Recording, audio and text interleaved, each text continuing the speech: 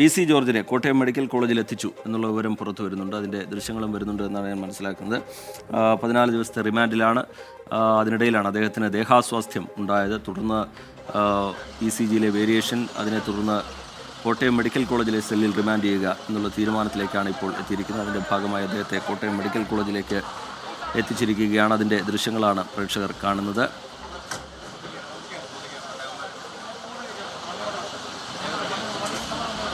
ശാരീരിക അസ്വസ്ഥതകളുണ്ട് എന്നുള്ള കാര്യം ചൂണ്ടിക്കാട്ടിയതിനെ തുടർന്ന് പരിശോധന നടക്കുന്നു. അപ്പോൾ ECGയിൽ വേരിയേഷൻ ഉണ്ട് എന്ന് കണ്ടെത്തുന്നു. തുടർന്ന് PC ജോർജിനെ കോട്ടയം മെഡിക്കൽ കോളേജിലേക്ക് അവിടെ സെല്ലിൽ റിമാൻഡ് ചെയ്യാം എന്നൊരു തീരുമാനത്തിലേക്ക് പോവുകയായിരുന്നു. ആ നടപടിക്രമങ്ങളുടെ ഭാഗമായിട്ട് ഇപ്പോൾ PC ജോർജിനെ കോട്ടയം മെഡിക്കൽ കോളേജിലേക്ക് എത്തിച്ചിരിക്കുകയാണ്. അതിൻ്റെ തത്സമയ ദൃശ്യങ്ങളാണ് പ്രേക്ഷകർ കാണുന്നത്.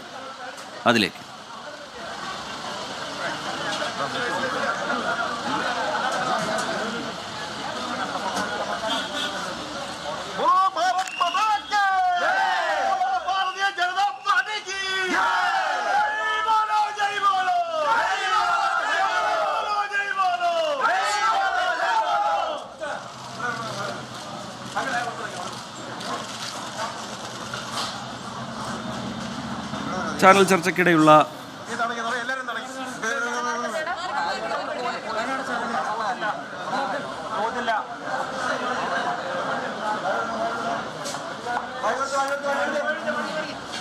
ചാനൽ ചർച്ചയ്ക്കിടെയുള്ള വിദ്വേഷ പരാമർശ കേസിൽ 14 ദിവസത്തേക്കാണ് അദ്ദേഹത്തെ റിമാൻഡ് ചെയ്തിരിക്കുന്നത്.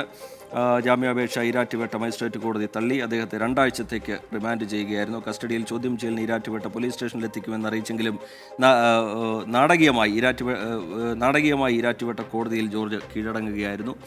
അതിന് പിന്നാലെ കോടതിയിൽ നടന്ന നടപടികൾ, അതിനുശേഷം അദ്ദേഹത്തെ ജയിലിലേക്ക് മാറ്റാനുള്ള നീക്കം, അതിനിടയിൽ ശാരീരിക അസ്വസ്ഥതകളുണ്ട് എന്ന കാര്യം ചൂണ്ടിക്കാട്ടിയതിനെ തുടർന്ന് ECGയിൽ വേരിയേഷൻ കണ്ടതിനെ തുടർന്ന് ഇപ്പോൾ കോട്ടയം മെഡിക്കൽ കോളേജിലെ സെല്ലിൽ അദ്ദേഹത്തെ റിമാൻഡ് ചെയ്യുകയാണ്. അതിൻ്റെ ഭാഗമായി അദ്ദേഹത്തെ അവിടേക്ക് എത്തിച്ചിരിക്കുകയാണ്. മാധ്യമങ്ങളോട് അദ്ദേഹം പ്രതികരിക്കുമോ എന്നുള്ള കാര്യം എല്ലാവരും ഉറ്റുനോക്കുകയായിരുന്നു. പക്ഷേ അത് ഉണ്ടായില്ല. ടോബി വിവരങ്ങളുമായി ചേരുന്നുണ്ട്. ടോബി, വിശദാംശങ്ങൾ. ടോബി.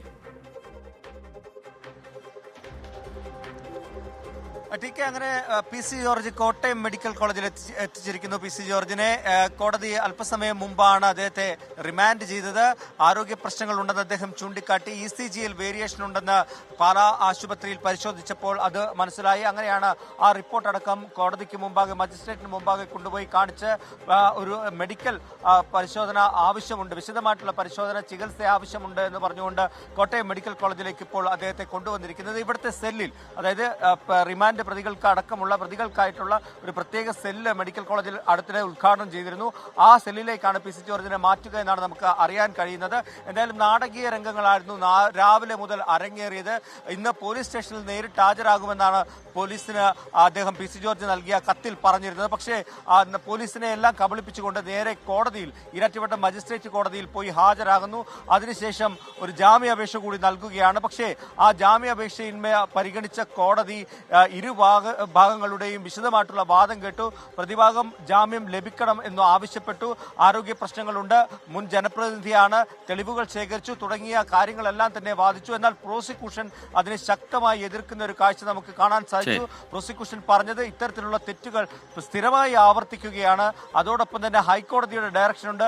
ഇക്കാര്യങ്ങളെല്ലാം പറഞ്ഞതോടുകൂടിയാണ് 6 മണിവരെ റിമാൻഡ് കൊടുക്കുന്നു, അതിനുശേഷം കസ്റ്റഡി കൊടുക്കുന്നു. ആ കസ്റ്റഡിയിൽ ഇരിക്കുമ്പോഴാണ് ഈ ജാമ്യാപേക്ഷ പരിഗണിച്ച് ജാമ്യാപേക്ഷ തള്ളിക്കൊണ്ട് 14 ദിവസം റിമാൻഡിലേക്ക് PC ജോർജിനെ വിടുന്നത്. എന്തായാലും കോടതി നിർണായകമായിട്ടുള്ള ഒരു തീരുമാനം തന്നെ എടുത്തത്. അതിന് പിന്നാലെയാണ് ഈ ആരോഗ്യ പ്രശ്നങ്ങൾ PC ജോർജ് ചൂണ്ടിക്കാട്ടി കോടതിയെ സമീപിച്ചതും. അതിനുശേഷം ഇപ്പോൾ ഈ സെല്ലിലേക്ക്, പ്രത്യേക സെല്ലിലേക്ക്, കോട്ടയം മെഡിക്കൽ കോളേജിലെ സെല്ലിലേക്ക് PC ജോർജിനെ മാറ്റിയിരിക്കുകയാണ്. അതിന്റെ ദൃശ്യങ്ങളാണ് പ്രേക്ഷകർ കണ്ടത്. വിവരങ്ങൾ നൽകുകയായിരുന്നു ടോബി ജോൺസൺ.